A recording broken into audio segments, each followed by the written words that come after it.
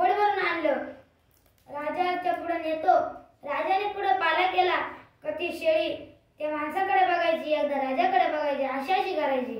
मग त्या माणसाला अर्ध राजा भेटलो. आता तुम्हाला मी स्त्री हट्ट सांगतो. स्त्री हट्ट असं आहे की जसं सतीमातेने हट्ट धरलेला की सतीमातेचे वडील दशरथ राजा त्यांच्याकडे हट्ट धरलेला की कार्यक्रमाला जायचं भगवान शिवशंकरांच्या मागे हट्ट धरलेला, तसंच नामदेवरायांनी देवाकडे हट्ट धरला. आता बाल हट्ट राहिला. तर तुम्हाला मी बाल हट्ट सांगतो. एक बारीक मुलगा असतो, त्याच्या आजोबा बरोबर रस्त्याला चाललेला असतो. त्याने एक उसाची गाडी बघितलेली असती. तो म्हणतो, बाबा मला ऊसच पाहिजे. त्याचा बाबा म्हणतो, आपला ऊस नाही बाळा, नको मागू. तो म्हणतो, बाबा मला ऊसच पाहिजे. तो मातीत लोळतो. मग त्याचा बाबा जातो कसं तरी ऊस काढतो आणि आणतो आणि मग त्याला ऊस खायला देतो. तो म्हणतो, बाबा मला तुकडे करून पाहिजे. त्याचा बाबा घरी नेतो, तुकडे करतो आणि देतो. आता त्याने गप खावा. तो म्हणतो, बाबा मला होतं तसंच पाहिजे. असा असतो बालहट्ट. या प्रकारे नामदेवरायांनी हट्ट धरला आणि देवाला म्हणले, देवा नैवेद्य खा. 1 तास झाले, 2 तास झाले, अवघे 3 तास झाले, अवघे 4 तास झाले. देव काय नैवेद्य खायला मागत नव्हता. देव म्हणला, आजपर्यंत मी असं भक्त बघितलं नाही. आजपर्यंत मी असं भक्त कधीच बघितलं नाही. देव नामदेवरायांची परीक्षा घेत असतो. देव भक्ताची परीक्षा घेत असतो. नामदेवरायांनी डोकं आपटायला सुरुवात केली. डोक्यातून येणाऱ्या रक्ताने, डोळ्यातून येणाऱ्या अश्रूने देवाचे चरण भिजून गेले होते आणि साक्षात तिथे पाषाणाची मूर्ती प्रगटली आणि नामदेवरायांना दर्शन दिलं. पाषाणाची मूर्ती तरतरा कापली, जेवते लागली नाम्यास वे. पाषाणाची मूर्ती तरतरा कापली, जेवते लागली नाम्यास वे. पाषाणाची मूर्ती तरतरा कापली आणि जेवते लागली नाम्यास वे. अशी संतांची भक्ती. आणि मी तुम्हाला थोडक्यात आपली भक्ती सांगतो. आपण भक्ती करतो. आता आपण किती गरीब माणूस असला तरी देवाकडे, संतांकडे जाताना नारळ नेतो आणि 3 ठिकाणी जाताना मोकळ्या हाताने कधी जायचंच नाही. पहिलं देव, दुसरं संत, तिसरं आजारी असणारा पेशंट. देवाकडे, संतांकडे जाताना आपण नारळ नेतो आणि पेशंटकडे जाताना फळं नेतो. आता देवाकडे गेल्यावरती नारळ नेतोच.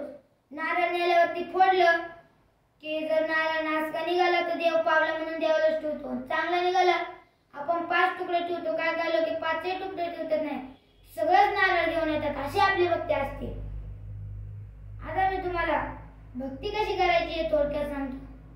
देवपूजा करायची. सकाळी उठलं की आपण जशा पाण्याने आंघोळ करतो तेच पाणी थोडं मगात देवाला काढून ठेवायचं आणि आपण जसे कपडे घालतो तसे देवाला कपडे घालायचे आणि आपण जसं जेवतो तसं देवाला पण जेवायला द्यायचं आणि तेच नैवेद्य आपण खायचं. असं दररोज नित्यनेम करायचा. अशा संतांची भक्ती आणि आपल्या भक्तीमध्ये जमीन आसमानाचा फरक आहे. आता संतांच्या भक्तीत किती हे झालं तरी भक्तीत कमी पडून द्यायचं नाही. देवाला सगळं कळतं की म्हणून भाविना भक्ती विना. जर मनात भाव नसेल तर मोठे मंदिर काय कामाचे. अगर मन में भाव नहीं हो तो बड़े बड़े मंदिर कोण काम के. अरे हे मोठे मंदिर कोणत्या कामचे जर मनात भावच नसेल तर. म्हणून आपल्या भक्तीत आणि संतांच्या भक्तीत जमीन आसमानाचा फरक आहे. मी तुम्हाला एक बिल्लाच्या कुळातल्या जन्माला आलेल्या शबरी मातेचे एक दृष्टांत देतो. एक बिल्लाच्या कुळातल्या जन्माला आलेली एक मुलगी होती. तिचे नाव शबरी होतं. ती पहिल्या काळात बारीकपणातच लग्न केले जायचे. शबरी मातेचे लग्न ठरलं आणि बकरे आणले कापायला. शबरी माता दररोज त्या बकऱ्यांबरोबर खेळायची. शबरी मातेला कळलं की आपल्या लगीन होणार आणि या बकऱ्यांचं प्राण जाणार. म्हणून शबरी माता आपल्या वडिलांकडे गेली आणि म्हणाली, बाबा, आपण माझ्या लग्नाला या बकऱ्याला नाही कापायचं, आपण दुसरं जेवण ठेवू. तिचे वडील म्हणले, नाही बाळा, आपण दुसऱ्यांच्या लग्नात पण खाल्ले, आपल्याला पण दिलं पाहिजे. मग ते शबरी माता म्हणती, नाही नाही बाबा, आपण दुसरं ठेवू.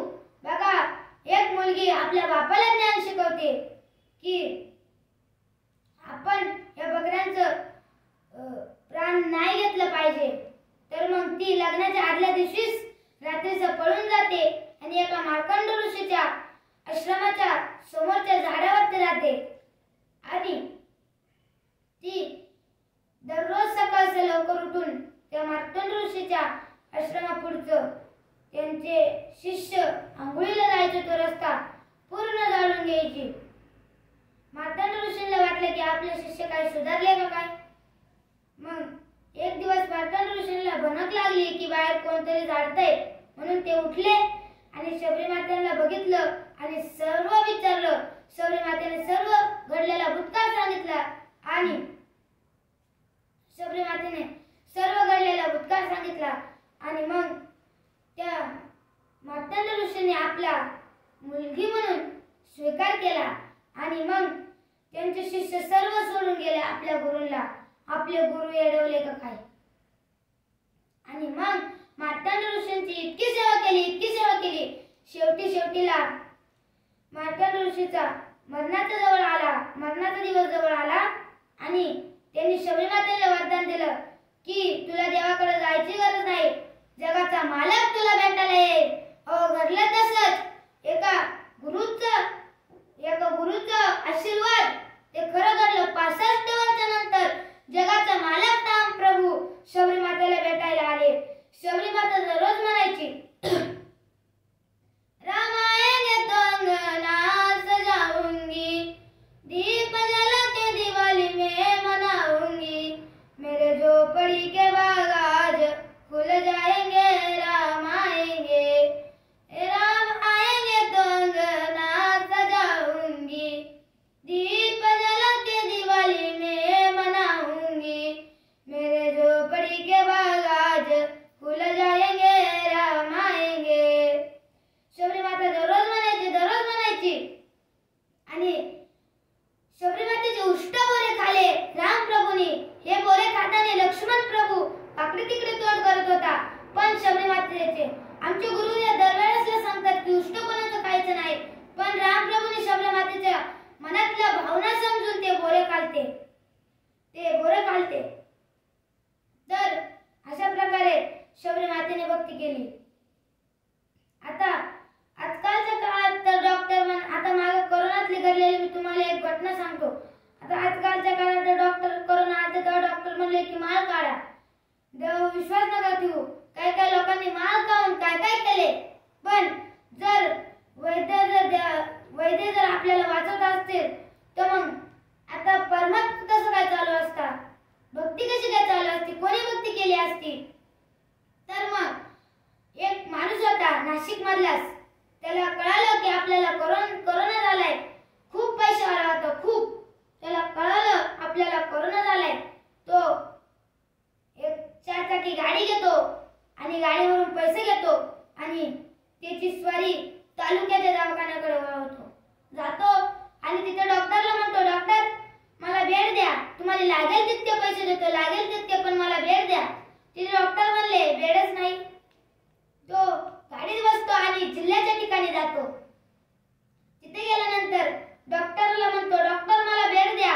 डॉक्टरने दोन्ही हात वर केले की म्हणल्या की इथे बेडच नाही. बघा पेशंटला विचारून की जो बेड द्यायला मागेल तो देईल तुम्हाला बेड. तो सर्वांकडे जातो की मला बेड द्या, तुम्हाला लागेल तितके पैसे देतो, मला बेड द्या, तुम्हाला लागेल तितके पैसे देतो. शेवटला तो एका गरीबाकडे जातो आणि त्याला म्हणतो, भिकारीकडे जातो आणि त्याला म्हणतो मला बेड दे, तू आयुष्यात इतके पैसे पाहिले नसतील तितके पैसे मी तुला देतो. तो म्हणतो की मी जर जगलोच नाही तर या पैशांना काय काढी लावू का. तो माणूस बेड हिसकून गेल म्हणून तो बेडला आवळून बसतो. तर मग तो जातो आणि गाडीत ढसाढसा